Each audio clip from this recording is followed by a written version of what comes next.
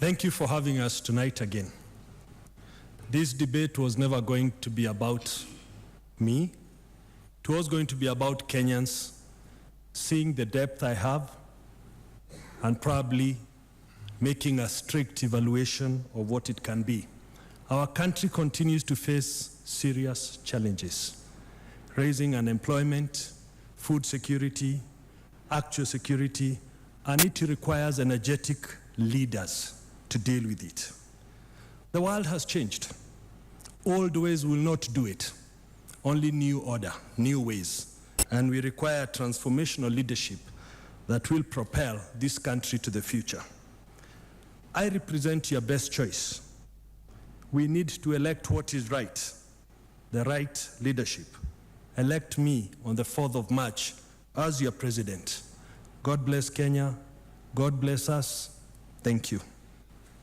Mr. Kenyatta. Thank you very much. First and foremost, it's been a pleasure being here, to be given this opportunity to address, as you have said, the issues that are of concern to Kenyans. Let me say that 50 years on, this country does require a new beginning.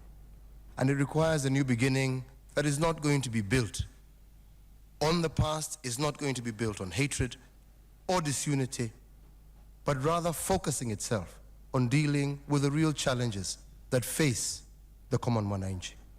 We have had an economy that has been growing over the last 10 years, but that has not been felt by the average citizen in this country. It is time for us to begin focusing no longer on the problems and moaning about the problems, but really focusing ourselves on the solutions that can help transform this economy, this country, to be a lion in Africa, to take our rightful position in the world economy. This is what we, as a Jubilee government, promise, that we shall ensure that this country will deal with the issues of equity, that we shall indeed endeavor to ensure that devolution is executed, and not just executed. We want to increase the amount of resources that are put to devolution so that people and decision-making can be felt by the common mwananchi and better utilization of our resources.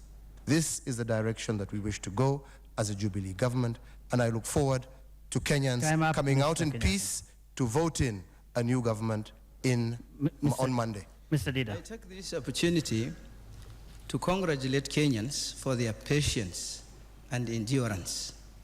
I want to congratulate the lady with hope who pulls her son, her daughter, and walks her to school with the hope that life will improve. I congratulate the patience and endurance of the young man who pushes a cat taller than him 2 times. When he feels that it's a hard task, he remembers the problems at home and is patient. I want to thank all of them, and I also want to apologize for bad governance, what leaders have done for that long. My simple message to them is, God doesn't sleep and doesn't slumber. He knows us in, out, right, left, center. You have a God who loves you more than your parents. You have a God who cares for us. Consult your God for the right decision. I conclude by saying this. Ruto and Raila work together, but today they are in a different docket. Kalonzo and Raila today are working together, not because they love one another, because of their interest. Why don't we come together and work together? Because we share a common problem. Our problems should bring us together. The pains you are going through should bring us together. May God guide us to the right path. Thank you. Mr. Odinga. Fellow Kenyans, our country today stands at a crossroads. The decision we are going to make on the 4th of this next month is going to decide whether we are going to continue the status quo or change. Our coalition stands for change and reforms. We want Kenyans to come together. This economy, we moved it from the ICU through to the HDU. Now it is in the general ward. We want to discharge it from the general ward and get it going. We have the ways and means to do so. That's why we are talking about jobs, jobs, jobs. We want to create a working economy, 24-hour working economy, which will help us to create wealth and move our country from a backward third world economy to a first world economy. It can be done if we deal with issues of wastages, if we address the issues of food production, if we deal with the issues of infrastructure in our country, and we address the issues of bureaucracy and corruption to create a much more efficient economy. Me and my running mate are best suited. We have been in government, we have experience, and we will continue. Thank you very much, Mr. Odinga. Martha Karua. I look at my grandchild, I see unlimited hope, unlimited potential. This is the dream of every parent, every grandparent. This country needs you and me. It needs a committed, trusted, and firm leadership. We all have beautiful programs. They cannot be implemented without resources. When we have leadership that abuses office and takes away, steals public resources, those things cannot be implemented. My track record of 20 years, consistently fighting corruption, consistently standing with the rule of law. You can trust me. I'm that leader you can trust. Nitakuwa kama mama, akiwa nyumbani, hata chakula ikiwa kidogo, anagawiwa kila mtu nyumbani bila kutenga yeyote. Kenya inahitaji sisi sote. Tukifanya kazi pamoja, tutaweza kujenga Kenya ambayo kila mmoja wetu ako na chakula, wamama hawatakufa kwa sababu ya kukosa dawa wakijifungua, watoto wetu hawatauza figo vile niliona mmoja akisema kwa gazeti ndivyo apate pesa ya kwenda shule, na sisi zote tutakuwa na maisha bora mkinichagua. Thank you. Mr. Mwite, please. I would first of all do a clear audit of revenue collection. Parliament ordered a forensic audit because we don't know how much money we collect. And I think that's a priority.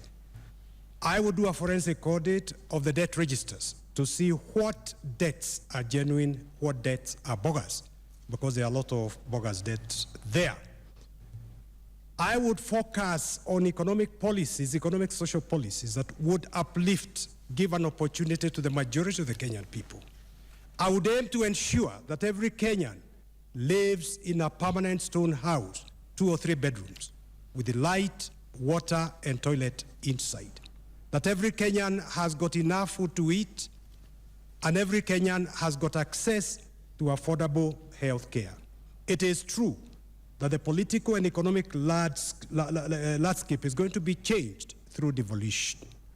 And I would work very closely, the national government of Safina would work very closely with devolved government. We would devolve services, give more money to those devolved governments that are pursuing the same policies of uplifting the quality of life for a majority of the Kenyan people. I would invest heavily in agriculture, in irrigation, while moving towards Thank you, Mr. Mwite. Mr. Mudavadi, please. Thank you. First of all, let me take this opportunity to commend the Media Council and all the people who have put this debate together. I think it's a very, very major step for the Kenyan people.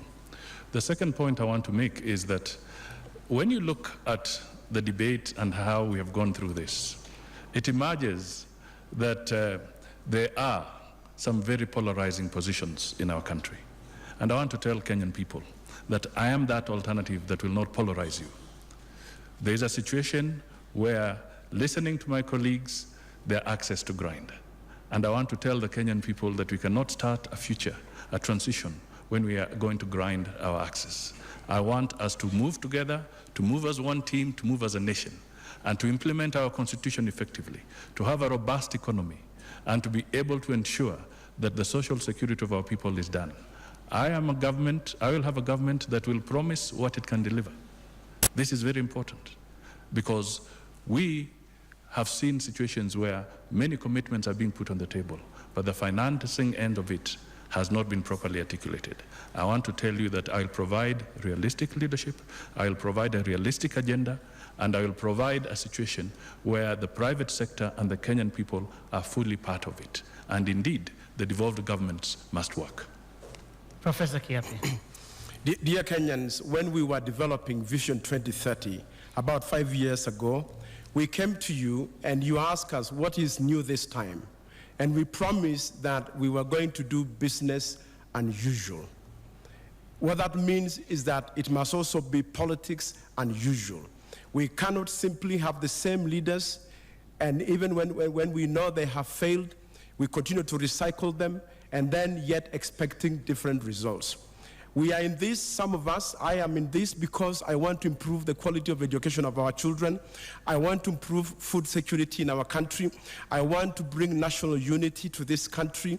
I want to break away from the past, and I want all the Kenyan people to be united because we are the change that we have been talking about. It is not about these leaders here, and it is not about the 8 of us who want to be president. This is about the destiny of each one of us. It's about the destiny of our children. It's about the destiny of this great nation. And my appeal to you is that you have a chance to give ourselves another chance. We must give it to ourselves. We owe it to our children and generations to come. This is why I keep saying, I'm only in this because I want to serve you. Give me your hand and we can break away from the past. Thank you. Thank you very much, Professor, and indeed thank you very much, all 8 of you, for making time to come and participate in this. And for our viewers and listeners out there, we do hope that this has achieved the objective that we set out to, that is to make sure that you have an informed view of all the 8 candidates when you go out to make that choice next week on Monday. And on that note, we end this second and final debate, the Kenya Presidential Debate 2013. At this stage, we really would like to welcome the families and friends of the candidates on the stage as we bring this to a close.